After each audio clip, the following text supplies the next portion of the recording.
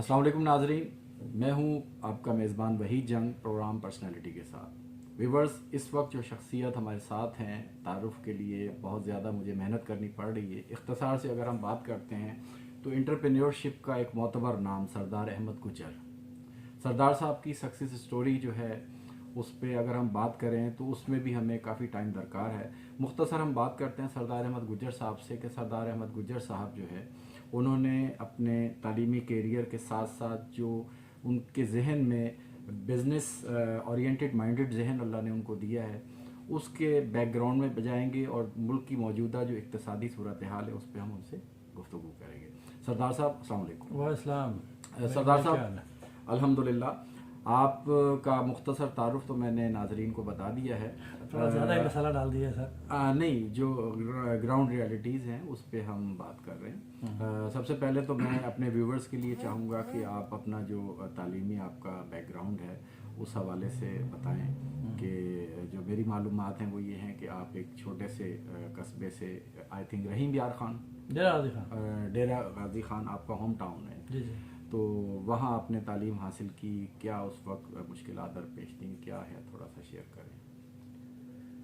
Sir वो तो मैंने एक अलग से वीडियो में भी बताया था कि बड़े ही बैकवर्ड इलाके से, और जहाँ पे अभी भी मतलब है कि वो इलाका तो उतना ही बैकवर्ड है, तो वहाँ से स्टार्ट किया प्राइमरी मिडिल मैट्रिक एफए और फिर कराची, और फिर उसके बाद जो है वो यहाँ पे कराची यूनिवर्सिटी से बीए किया, एमबीए किया, और एज ए फील्ड वर्कर के तौर पे काम स्टार्ट किया, और फिर जो है आहिस्ता आहिस्ता अल्लाह ताला ने मेहरबानी की तो बिज़नेस स्टार्टअप में मैं आया, और अब इस वक्त जो है कंपनी को मैं मैनेज कर रहा हूँ, और अल्हम्दुलिल्लाह हमारे पास कुछ डिस्ट्रीब्यूशंस हैं काफ़ी सारी, और पूरे पाकिस्तान में हमारा नेटवर्क है मोस्ट ऑफ द सिटीज़ में, और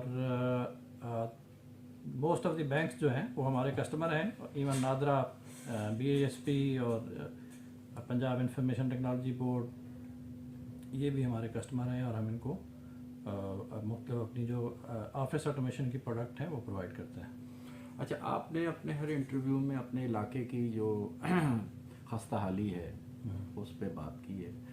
ये बताइए, इस वक्त कुछ आपके इलाके में तब्दीली आई है, कुछ डेवलपमेंट के हवाले से, तालीमी जो भी एक है सिलसिला, क्योंकि हमने देखा है कि पंजाब जो है वो तालीमी लिहाज से माशाल्लाह एक बड़ा अच्छा सूबा है, और आई थिंक पहले नंबर पे था, अब मेरे ख्याल में केपी के है। तो कुछ डेवलपमेंट हुई है इलाके में आपके? सर कौम में जो है वो उनकी डेवलपमेंट का अगर कहीं आपने मेयार देखना हो तो वहाँ एक तो ये देखते हैं कि क्या औरतों को उतने ही हकूक़ हासिल हैं जितने मर्दों को हैं, तो बिल्कुल भी कोई प्रोग्रेस नहीं हुई। और बच्चों को क्या मतलब है, उनसे उनको प्रॉपर स्कूलों में भेजा जा रहा है, तालीम दी जा रही है, तरबियत दी जा रही है, तो उस हवाले से भी कोई तरबियत नहीं, कोई चेंज नहीं हुई।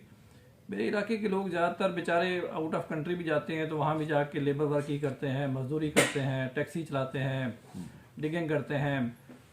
मतलब है कोई बहुत कम लोग ऐसे हैं जो जिन्होंने जो है वो एजुकेशन हासिल की, और फिर वो उस एजुकेशन की बुनियाद पर उन्होंने एक्सेल किया। मेजॉरिटी अभी भी उसी सफोकेशन का शिकार है। अच्छा, उन चंद लोगों में माशाल्लाह आप भी हैं शामिल। तो बेसिकली हमारे इलाके में सरदारी निज़ाम है, और जो पॉलिटिशियन है वो भी सारे सरदार हैं। मतलब मैं तो नाम का सरदार हूँ, वो ख़ानदानी सरदार है, तो वो नहीं चाहते, या उस तरह से हमारी शायद पूरा गवर्नमेंट स्ट्रक्चर भी नहीं चाहता कि जो इलाके पसमानदा हैं उनको तरक्की दी जाए, वहाँ पे अच्छा एजुकेशन सिस्टम दिया जाए, उनको मतलब है कि ज़हनी तौर पे उनको अपलिफ्ट किया जाए। अच्छा, हम अगर आपको एक कामयाब बिजनेसमैन के तौर पे जानते हैं, मुल्क की ओवरऑल जो इक्तसादी सूरत हाल है उसको आप जैसा जो ज़रख़ेज़ ज़हन रखने वाला इंसान है वो किस एंगल से देख रहा है? सर जी बड़ी आपने दुखती रग पे हाथ रख दी है। हम चूँकि इम्पोर्टर हैं, और आजकल सबसे ज़्यादा जो डिफ़िकल्टीज़ हैं वो इम्पोर्टर ही फेस कर रहा है। पाकिस्तान एक 22-25 करोड़ आबादी का मुल्क है और दुनिया का आबादी के लिहाज से 5वां बड़ा मुल्क है। लेकिन पाकिस्तान ने जिन चीज़ों पे फोकस करना चाहिए था, जिन पे जहाँ से हमें ग्रोथ मिलनी है, जहाँ से हमें ज़र मुबादला मिलना है, हमने दुनिया के मुकाबले आना है, उन सेक्टर के ऊपर फोकस नहीं किया और अदर चीज़ों में बहुत ज़्यादा हमने मतलब अपने आप को बहुत, यानी मैं समझूं कि जब मैं बच्चा था, स्कूल में था, तो उस वक्त जुल्फ़िकार अली भुट्टो मुझे याद है पहला एक पॉलिटिशियन था, और उस वक्त से लेकर हम मुसलसल जो है वो किसी ना किसी इंटरनल या एक्सटर्नल कन्फ्लिक्ट का शिकार रहे हैं। और कौमी कन्फ्लिक्ट के अंदर कभी भी अपने आप को वो साइंस एंड टेक्नोलॉजी के ऊपर फोकस नहीं कर पाती। आज की दुनिया साइंस एंड टेक्नोलॉजी की दुनिया है। अब आप किसी से लड़ के नहीं जीत सकते, आप किसी से चक्कर करके नहीं जीत सकते। आपको वक्ती तौर पे तो लगता है कि पाकिस्तानी जाते हैं और बड़ा कोई तेज़ दिमाग है, और अल्हम्दुलिल्लाह पाकिस्तानियों के तेज़ दिमाग हैं, लेकिन majority of the minds are not used for the constructive things, for the positive things.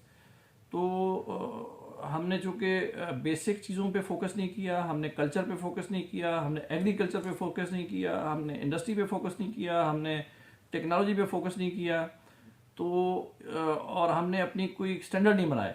आपके ख्याल में क्या वजह है, क्यों नहीं फोकस कर सके अभी तक? 75 साल हो गए, डायमंड जुबली हमने बड़े जोशो खरोश के साथ मनाई। सर हम माशाल्लाह 14 अगस्त भी अच्छी मनाते हैं, बाकी भी सारे इवेंट्स हम बड़े अच्छे मनाते हैं।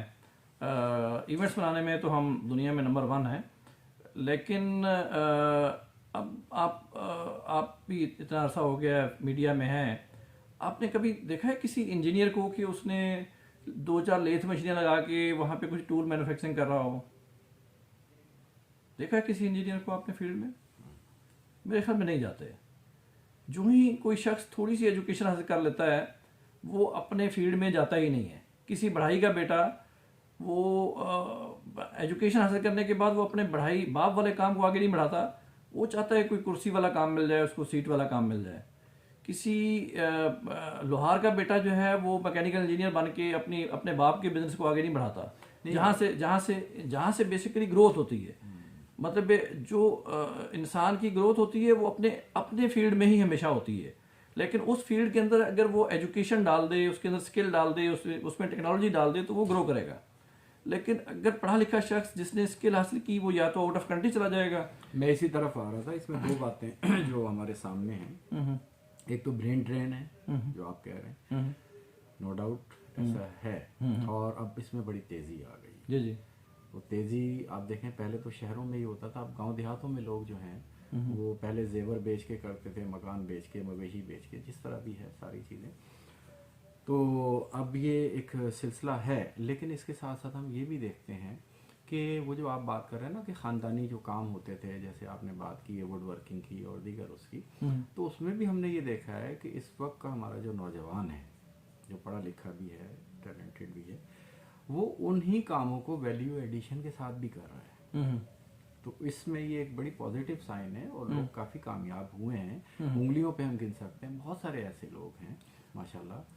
तो मुझे तो ऐसा कोई डार्क वो नज़र नहीं आ रहा, बल्कि थोड़ा सा अगर हुकूमती सतह पे उन पे तवज्जो दी जाए, और कई ऐसे इदारे हैं जो बाकायदा स्किल डेवलपमेंट के हवाले से सरकारी और प्राइवेट सेक्टर में काम कर रहे हैं। यहाँ हम कराची में हम देखते हैं मेमन इंस्टीट्यूट है, उसके अलावा हमने देखा कई और इंस्टीट्यूट है काम कर रहे हैं। जैसा कि कुरंगी के अंदर TDM सेंटर बना है, टूल डाइज मोल्डिंग के हवाले से, वो इंडस्ट्रीज़ को दे रहे हैं स्किल लेबर। क्या कहेंगे इस हवाले? मेरी ऑब्जर्वेशन में तो यही है कि लोग जो है वो अपने प्रोफेशन में एक्सेल नहीं करते, ज़्यादातर शॉर्टकट के चक्कर में होते हैं कि कोई ना कोई ऐसा उनको ऑप्शन मिल जाए, मुल्क से बाहर चले जाएं, किस तरीके से पैसा कमा लें, जो उनकी स्ट्रेंथ है। जैसे हमारी स्ट्रेंथ एग्रीकल्चर थी, बट चूँकि पढ़े लिखे नौजवान एग्रीकल्चर में नहीं गए, लैंड रिफॉर्म नहीं हुई, 2 नंबर चीज़ें आना शुरू हुई, तो जो उसमें ग्रोथ होनी चाहिए थी एग्रीकल्चर में वो नहीं है। आपकी यील्ड नहीं है, आपके पेस्टिसाइड सही नहीं है, आपकी खादें जो है वो ठीक नहीं मिलती हैं आपको। बिलाशुबा आप सही कह रहे हैं, बल्कि हाल ही में अभी एक्सपो सेंटर में लाइव स्टॉक डेयरी फिशरीज की एक बहुत बड़ी एग्जीबिशन, आई थिंक दूसरी एग्जीबिशन हुई है, तो उसमें भी यही बात सामने आई है कि इस सेक्टर को जो एग्रीकल्चर का है इसको हमेशा ही इग्नोर किया गया है। लेकिन मैं समझता हूँ कि चलें ठीक है, दूसरा एक बड़ा एडिशन ये एग्जीबिशन की शक्ल में सामने आया, कुछ अब फोकस किया जा रहा है।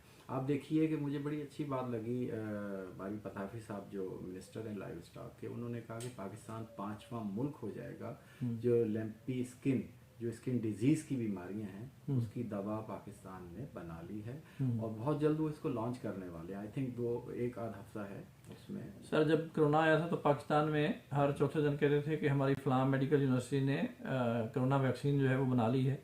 कहीं देखी आपने कोरोना वैक्सीन? पाकिस्तान ने बनाई, बेची। बात आपकी वजह है। हमारे यहाँ सरकारी तौर पे फंड खाने के तरीके हैं सर, कि आप ये मिनिस्टर्स कह देते हैं जी हमने बना ली है, हम इसके करीब पहुंच गए हैं, हम यूं कर रहे हैं, हम फलां कर रहे हैं। मुझे नहीं लगता कि हमारे पास जो इवन ऑटो मैकेनिक्स हैं दे आर क्वालिफाइड। आप किसी ऑटो मैकेनिक के पास जाएं, उसने कोई मतलब अपने उस्ताद से सीखा हुआ है, जिसने उसको जो सिखा दिया वो कर रहा है, वो गाड़ी रिपेयर कर रहा है। भाई उस गाड़ी पे बैठ के आपने 120 150 किलोमीटर के हिसाब से आपने स्पीड पे गाड़ी चलानी है। तो अगर वो क्वालिफाइड नहीं है तो वो उसके अंदर क्या फिटिंग कर रहा है, क्या उसको नट एंड बोल्ट लगा रहा है, उसको टार्क का नहीं पता, उसको नट की क्वालिटी का नहीं पता कि ये 120 की स्पीड पे ये चलेगा, मतलब टूट तो नहीं जाएगा। हमारे यहाँ जो रोड एक्सीडेंट होते हैं उसके दो ही रीज़न है।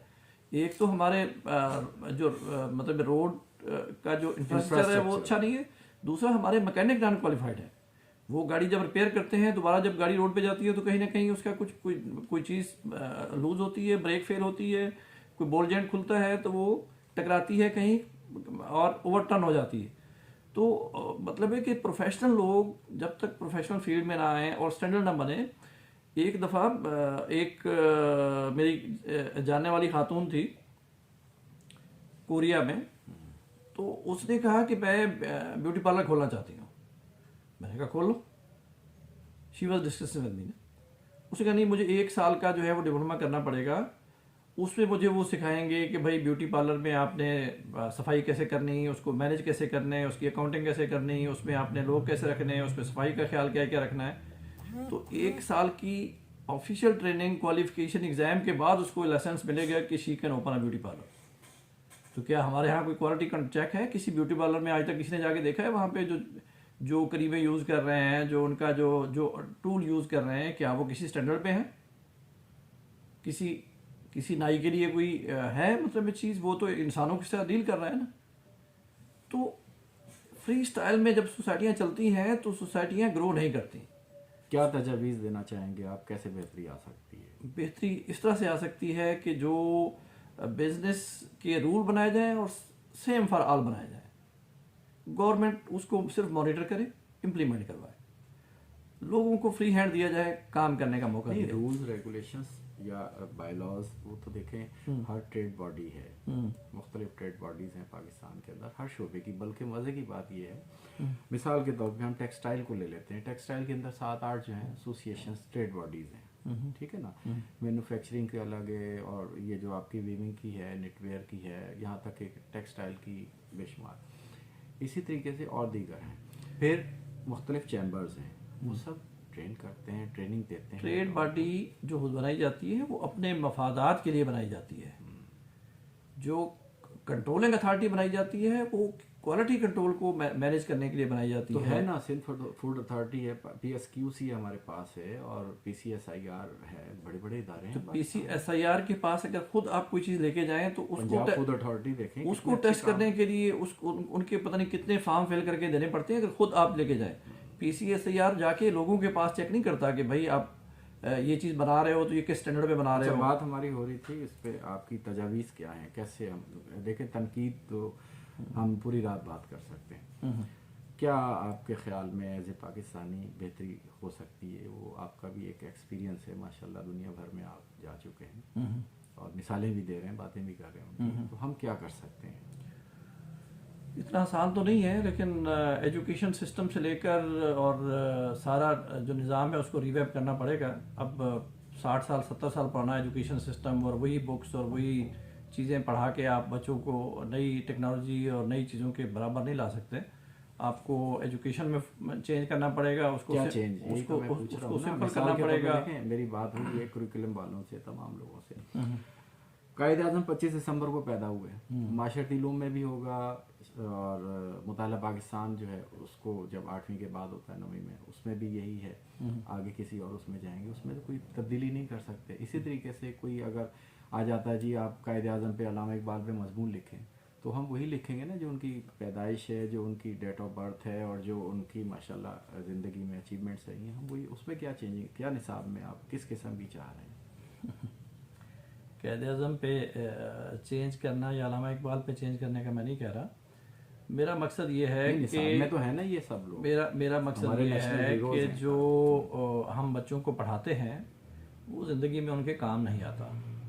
मेरे पास यहाँ एमए पास, बीए पास, एमबीए किए लोग आते हैं, उनको प्रैक्टिकली उनको कुछ पता नहीं होता।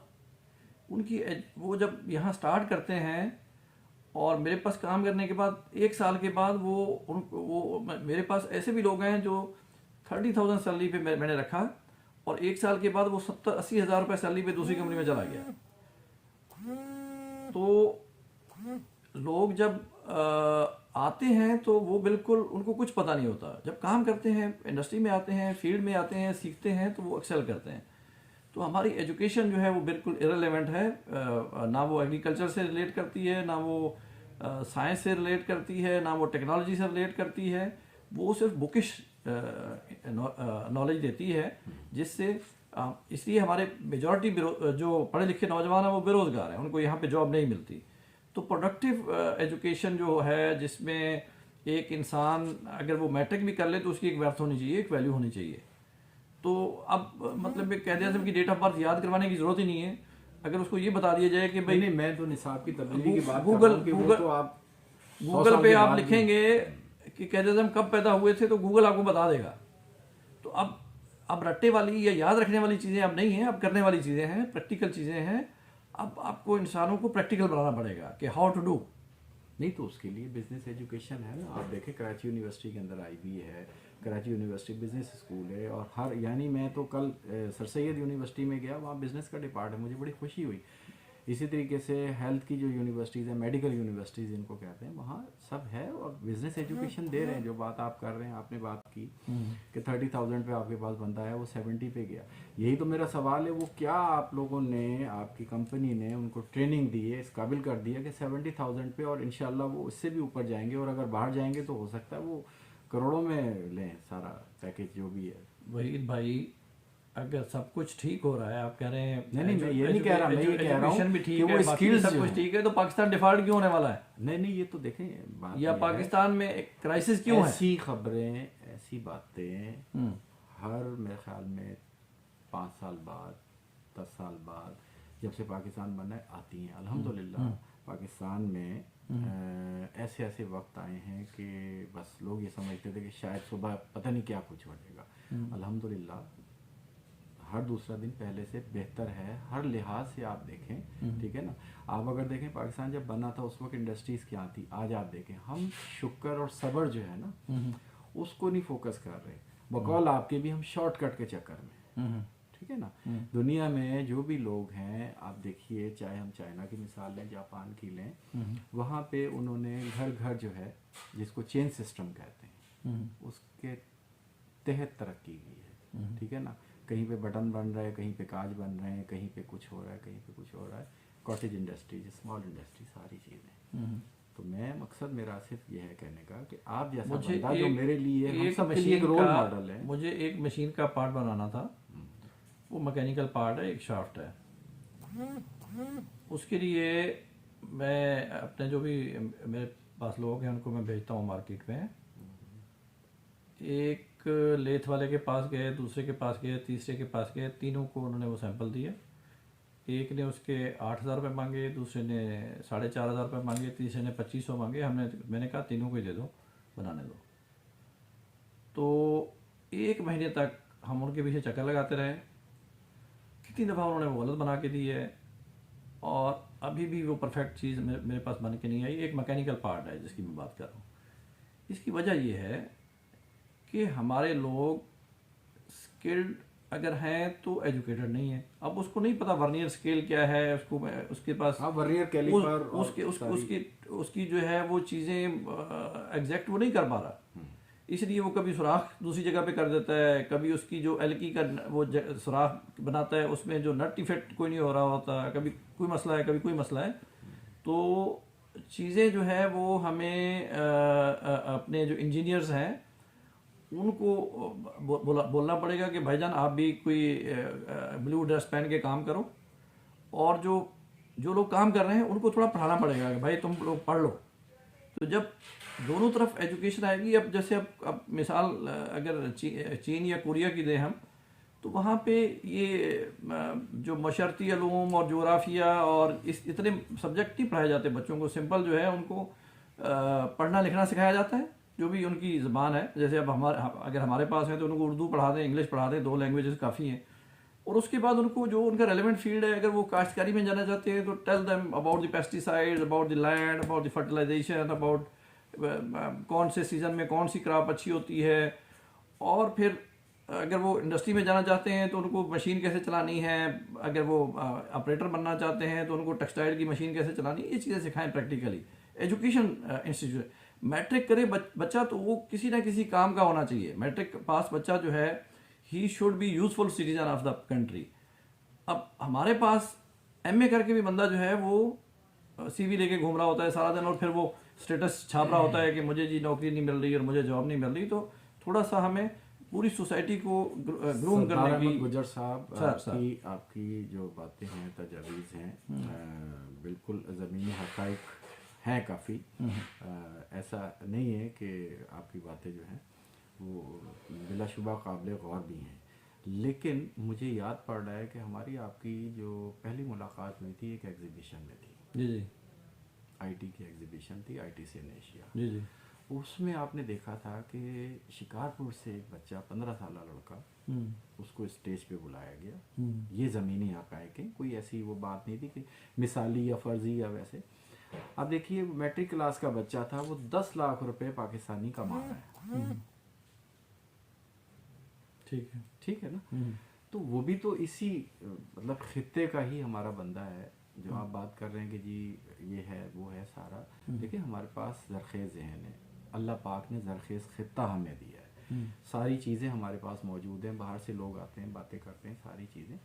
अब मैं सिर्फ ये पूछना चाह रहा हूँ क्योंकि प्रोग्राम का वक्त ख़त्म होने वाला है, टाइम भी हमारे पास शॉर्ट है। मेन एक जुमले में आप बता दें कि हमें करना क्या चाहिए। बस हमें काम करना चाहिए। बहुत शुक्रिया। Thank you.